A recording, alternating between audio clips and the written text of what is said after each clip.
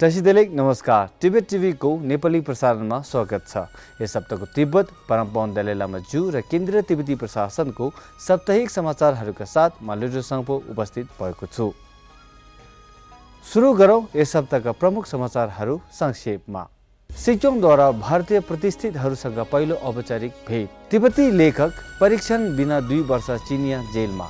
निर्वाचन आयोगले निर्वाचित सांसदहरूलाई शपथ ग्रहण गर्न अपील। डेनमार्कका लागि चीनका राजदूतले तिब्बत समर्थक समूहको विरोध।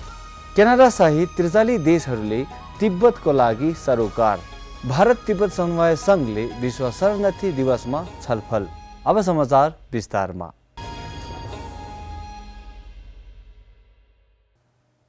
आफ्नो पहिलो आधिकारिक 3 दिवसीय दिल्ली यात्रामा सिजोङ पेम्बा छिरिङले प्रख्यात भारतीय प्रतिष्ठित व्यक्तिहरूसँग वार्ता गरेका छन्। तिब्बत टिभीसँगको अन्तर्वार्तामा प्रतिनिधि ठुङजुङ ओटुबले भारतीय राजधानीमा सिजोङको संलग्नता धेरै फलदायी रहेको बताउनुभयो। तिब्बती लेखक लोप्साङ लुन्डुबलाई चिनिया अधिकारीहरूले 2 वर्ष अघि जुलाई 2019मा पक्राउ गरेका थिए र उनलाई चिनिया जेलमा बिना कुनै कानुनी सोधपुछ राखेका छन्। उक्त रिपोर्टका अनुसार एक पूर्व भिक्षु, बौद्धिक र लेखक लोप्साङ लुन्डुबलाई जुन 2019मा निजी शिक्षा केन्द्रमा प्रतिबन्धित शिक्षण सामग्री प्रयोग गरेको आरोपमा हिरासतमा राखिएको थियो, जहाँ उनी एक शिक्षकको रूपमा कार्यरत थिए। लोप्साङले 2008मा कोपेन तिब्बत सम्बन्धी प्रदर्शनबारे चिनिया सरकारको विरुद्ध तिब्बतीहरूको अवलोकन रेकर्ड गर्न तिब्बतका विभिन्न स्थानहरूमा व्यापक रूपमा यात्रा गरेको थियो र उनले धेरै पुस्तक र लेख प्रकाशित गरेका थिए। तिब्बती संसदको सभामुख र उपसभापतिले निर्वाचनमा वर्तमान गतिरोधलाई सम्बोधन गर्दै निर्वाचन आयुक्त वाङदु छिरिङ पेसुरले संसदका निर्वाचित सदस्यहरूलाई वरपत्रमा शपथ लिन आग्रह गरेका छन्। गत हप्ता शुक्रबार निर्वाचन आयोगले पत्रकार सम्मेलनमा 22 वटा चुनिएका संसदले तिब्बती चार्टरद्वारा जनादेश गरेको अन्तरिम सभापतिबाट शपथ लिने बित्तिकै सभामुख र उपसभामुखको निर्वाचन सम्पन्न गर्ने तयारी व्यक्त गरेको छ। डेनमार्कका लागि चीनका राजदूत फोङ थिएले शुक्रबार डेनमार्कको सेन्ट्रल कोपेनहेगन सभास्थलमा प्रदर्शनकारीहरूको सामना गर्नु परेको थियो। डेनमार्कको तिब्बत समर्थन समूहले डेनिश डेनमार्क चाइना क्रिटिकल सोसाइटीसँग मिलेर तिब्बत, पूर्वी तुर्किस्तान, हङकङ र चीनमा चिनिया दमनको विरोधमा एक आश्चर्य प्रदर्शन गरेका थिए।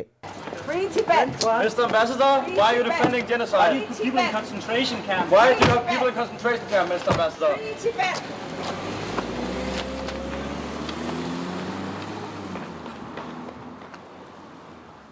क्यानाडाले 44 देशका तर्फबाट एक क्षेत्रीय संयुक्त विज्ञप्ति जारी गरेको छ, जसले तिब्बत, पूर्वी तुर्किस्तान र हङकङमा मानवाधिकार उल्लङ्घनमा गम्भीर चिन्ता व्यक्त गर्दै चीनलाई संयुक्त राष्ट्र सङ्घ मानव अधिकार परिषदको 47औं सत्रमा संयुक्त राष्ट्र सङ्घलाई सिन्जियाङमा प्रवेश गर्न अनुमति दिन आग्रह गरेको छ। Credible reports indicate that over 1 million people have been arbitrarily detained in Xinjiang and that there's widespread surveillance disproportionately targeting Uyghurs and members of other minorities. Finally, we continue to be deeply concerned about the deterioration of fundamental freedoms in Hong Kong under the national security law and about the human rights situation in Tibet.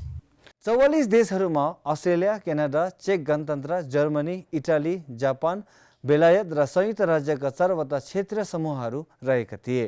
विश्व शरणार्थी दिवसको उपलक्ष्यमा भारत तिब्बत समन्वय संघले शरणार्थीहरूका बारेमा संयुक्त राष्ट्र सङ्घीय विनियमको बराबरीमा रहेको भारतको नीतिका बारेमा विस्तृत छलफल गर्न विशेष अनलाइन छलफल आयोजना गरेको थियो। उक्त छलफलमा भारतीय अधिकारीहरूले परमपावन जूलाई प्रशंसा गर्दै दलाई लामा जूको विश्व शान्ति र खुसीको लागि दूरदर्शी दर्शन देखे।